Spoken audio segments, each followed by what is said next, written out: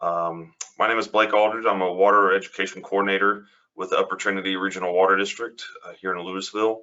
And today I'm just going to share a few lawn care tips to prevent pollution, particularly water pollution in our local area.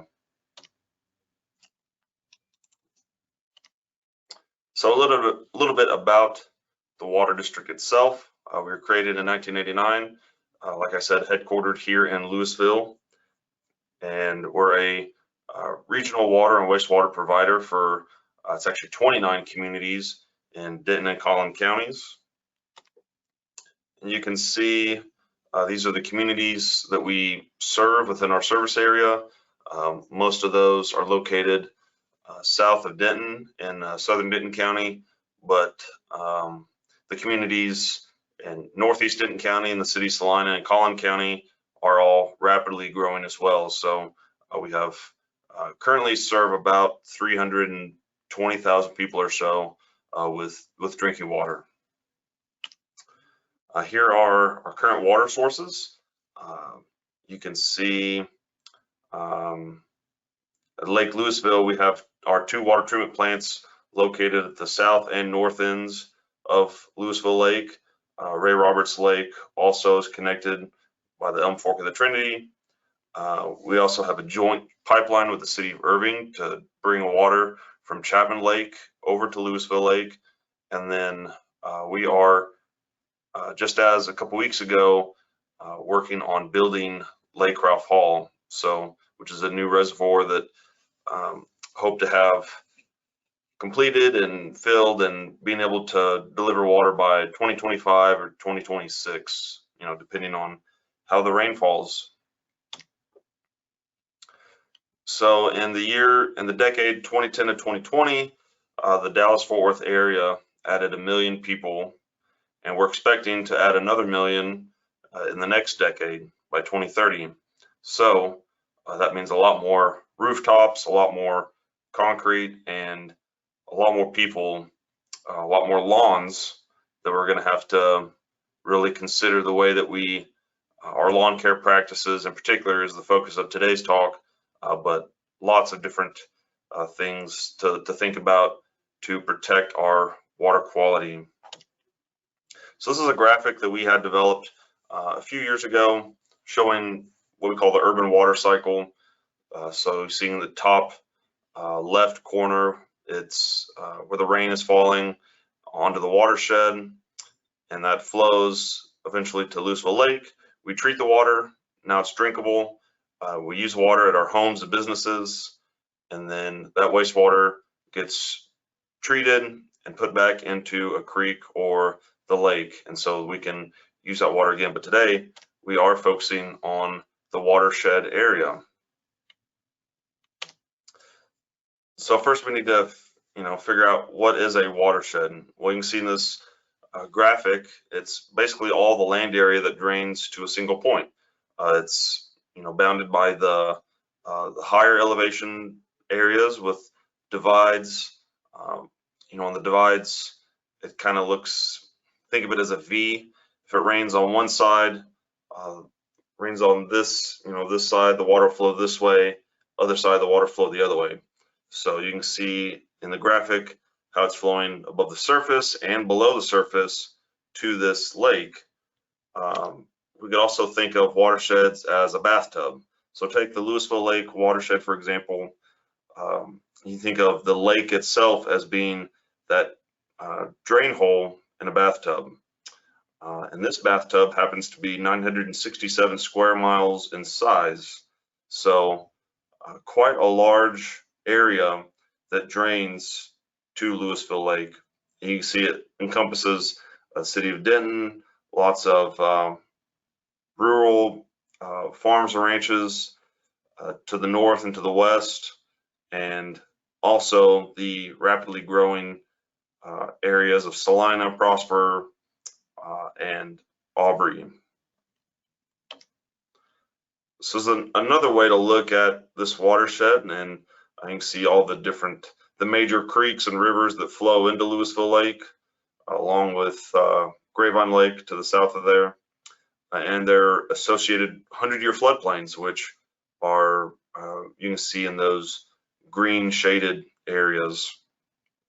So this just shows, how much of the area drains to Louisville Lake. So, and it's important to realize, where we live and where that water flows to, basically what we call our watershed address. We know that everyone lives in a watershed, and so at our home or business, we need to know where that water is going to flow to, so that we can help be a part of keeping that water clean. So we have this watershed sign program. You can see this one here at this creek crossing. We provide these for free to our customer member cities and utilities. There's about 250 of these throughout Denton County. So if you're driving around and see one of these, you can be sure to help keep the water clean. Another great resource to use to find your watershed you live in and work in is the Texas Parks and Wildlife Texas Watershed Viewer. Probably the easiest way to find this is just go into Google and type it in TPWD Texas Watershed Viewer and click on where your house is, and it can show you the different watersheds and sub-watersheds that you're located in and where that water flows to. So when it comes to water pollution, we really look at two different types of sources. Point sources are, you can see on the left side, are the things you can point at, like an end of a pipe or a factory, a wastewater plant, things like that. These, since about the 1970s, have become highly regulated things that require permits and things like that. It's pretty rare that you will see a place that is deliberately polluting a water source. But the non-point sources are all the other areas it's basically runoff from the watershed. So this would include our cities, our urban lawns, parks, farms, ranches, anything that it's runoff going off over the surface, that's a non-point source. And that's the biggest reason for our current, the main reason for our current pollution problems. So why is watershed protection or watershed management so important? Well, it not only protects our drinking water sources, such as Louisville Lake. You can see in this photo on the bottom left, this is on the bottom part of the photo is our Taylor water treatment plant in Louisville, which can treat up to 70 million gallons of water a day. And back behind it is Louisville Lake. So if this water becomes more polluted over time, it's going to cost more and be more intensive for us to treat that water. We have to add more chemicals, use more energy, perhaps even upgrade our treatment plant to a more advanced system, which all that is very costly, and that comes back on the consumers through water and utility bills. But it not only does that, but it protects human health. You can see these two young boys playing in the creek, and if there were high bacteria loads or heavy metals in that could harm their health, along with any algae blooms that might occur. And then the aquatic life are fish and bugs and other things other critters that live in the water, that many of them are intolerant to pollution, so that they could be affected greatly. And then thinking about the recreational and economic benefits. Louisville Lake, for example, draws many thousands upon thousands of visitors every year for boating, fishing, swimming, other recreational things, not to mention the hiking and things like that around the lake. And all that, as people visit, they spend money in the local communities and that is a great economic benefit to those communities. So how does land use affect water quality? As I mentioned, our ranches, urban lawns, cities and farms all have an impact on our water quality. Some of the pollutants that we'll look at today are nutrients, bacteria, sediments, toxic and hazardous substances, and there's many different sources for these different pollutants. And we're going to focus on the particular ones related to lawn care today. So what can residents do to help protect our water resources? Really the first big one is, as we're out and about, making sure that we properly dispose of, this isn't really a lawn care practice, but just good practice on a daily life, to make sure we properly dispose of our trash and litter, and a closed up bag in the appropriate trash bin or trash can, making sure it's closed up and critters like raccoons can't get into them and tear them up. This photo is a really good example of what not to do, just an overflowing trash can with trash all over the ground, which if a heavy rain comes through and can wash all that to the nearest creek, and that would be very bad. But even pickup trucks, making sure there's no trash in the back that could fly out as you drive down the road. This is one example. We just did a Facebook Live seminar in Lake Dallas, and went down to this creek, and there was a foam cigarette board in the creek. So, and going downstream a bit, and we saw lots of plastic bags wrapped around this tree root. And so, during when the water was higher, and so and this stream is just a few hundred yards away from Louisville Lake, so the amount of trash going into Louisville Lake is a great concern. Now on to lawn care. Fertilizers and other chemicals like pesticides, herbicides, we need to make sure to apply these with the utmost care, follow the directions on the label, and not to over apply, because if we over apply, then the plants, you not only risk damaging your plants, but they won't be able to take up those excess nutrients, and then can that'll wash off in a rainstorm and make their way to the nearest creek or lake. And adding these nutrients to these water systems leads to the excess plant growth, which ultimately could lead to things like algae blooms. And not to scare anyone, but because we're definitely not on the same level as Lake Erie, but in 2014, the city of Toledo, Ohio, had to, I think it was for 3 or 4 days, they had to totally shut down their water system because of a toxic algae bloom in Lake Erie. And so they couldn't even use it for showering or anything like that. And so that's about 300,000 people that were without water from their faucets for about 3 or 4 days. So a very, very serious situation. So some alternatives besides the synthetic fertilizers that we see a lot could be organic fertilizers that are out there, but also compost, just spreading compost over your yard.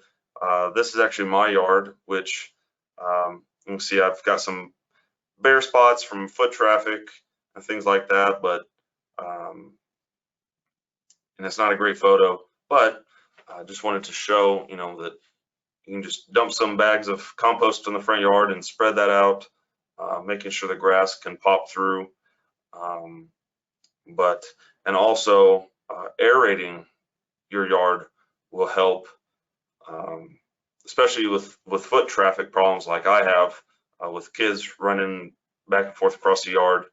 So you can have this professionally done.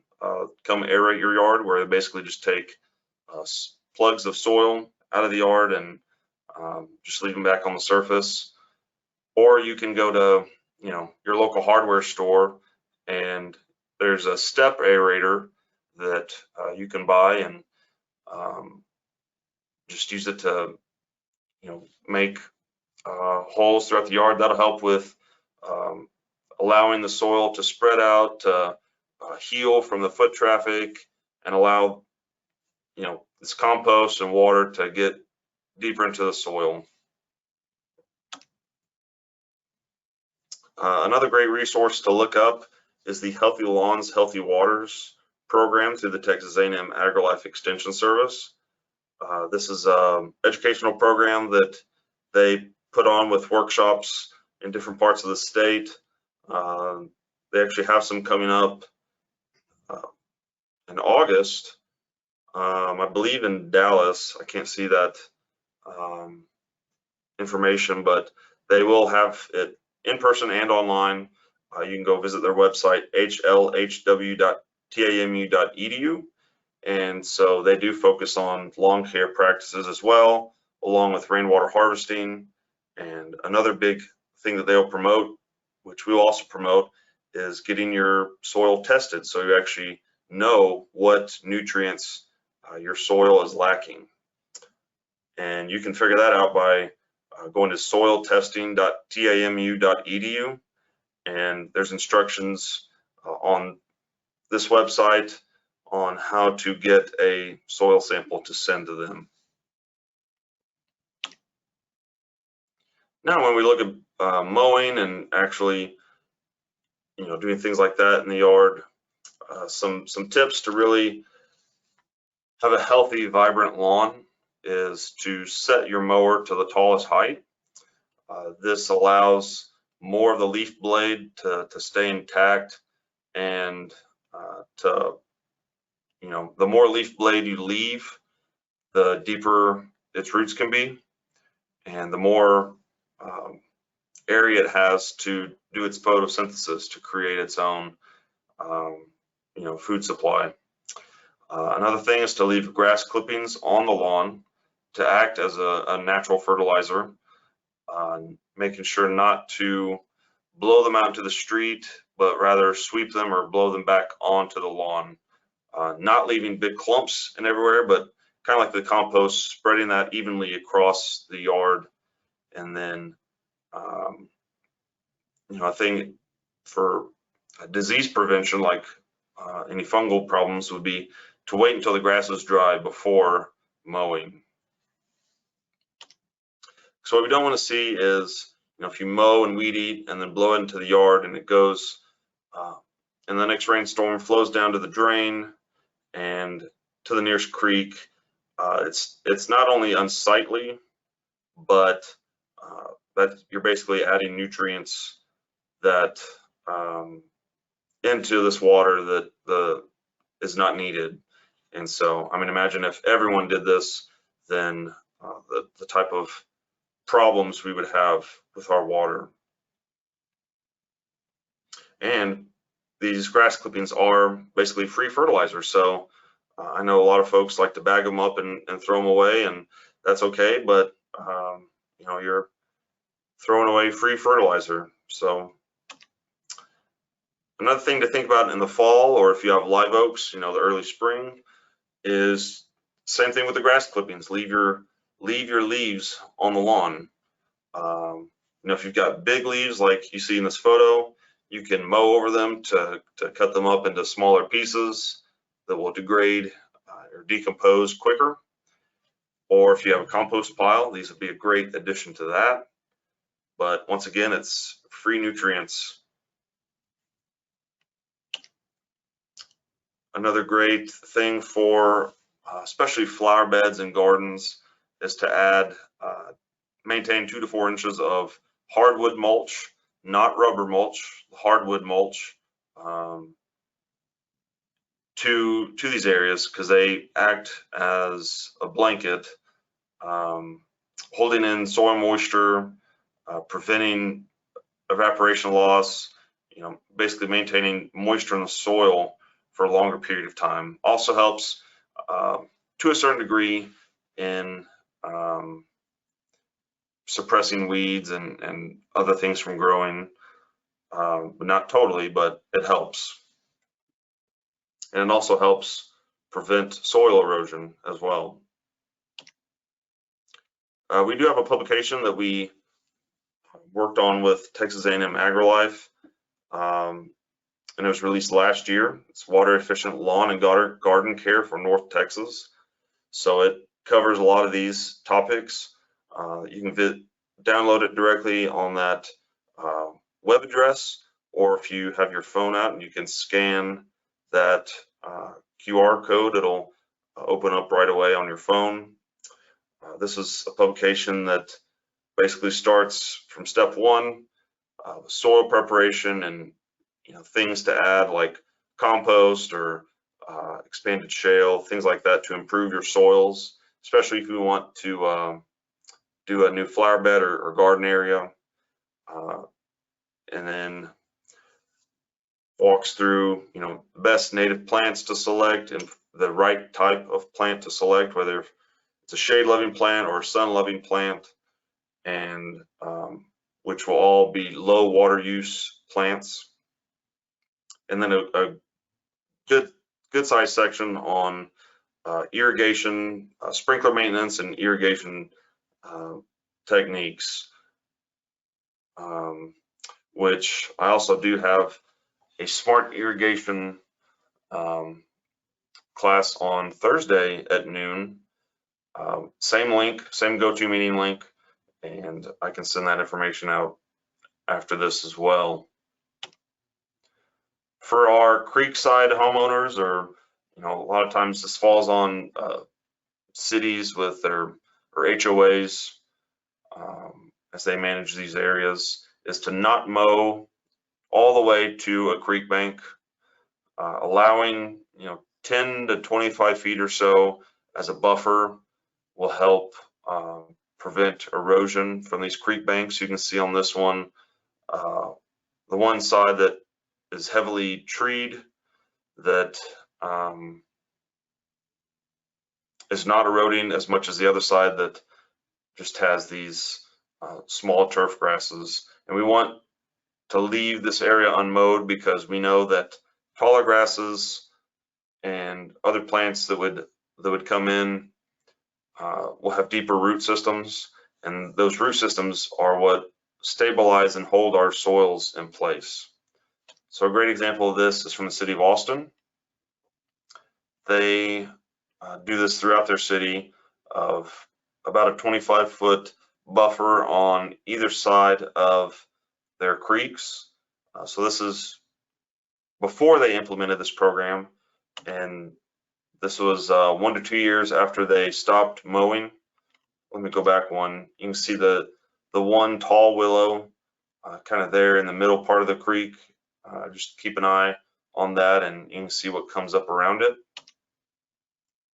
So about I think year 2, that willow is doing very well. It's growing a lot, but you can also see some other willows coming into place.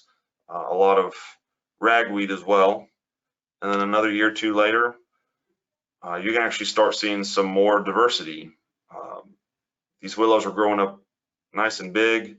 A lot of more different plants coming in, and you can see the water is high at this point, and it's protecting that stream from anything washing off the field.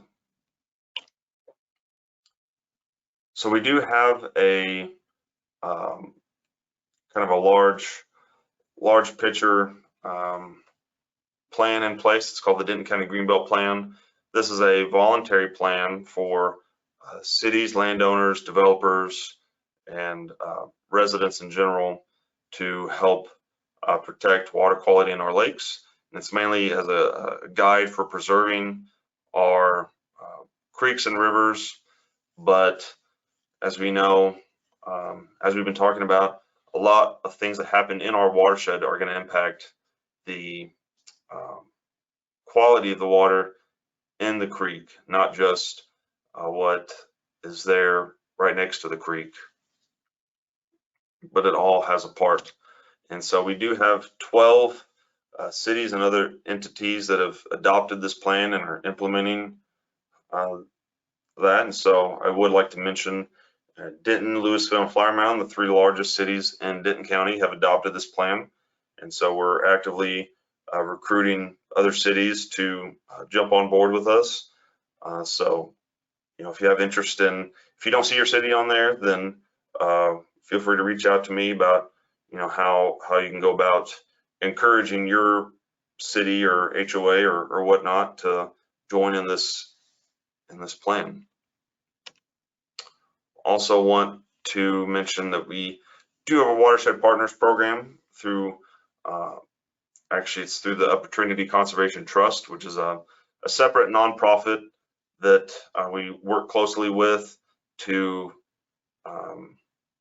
promote education and other activities within our watersheds to protect water quality into the future. So this is a collaboration of cities, utilities, companies, and residents that helps us in that effort.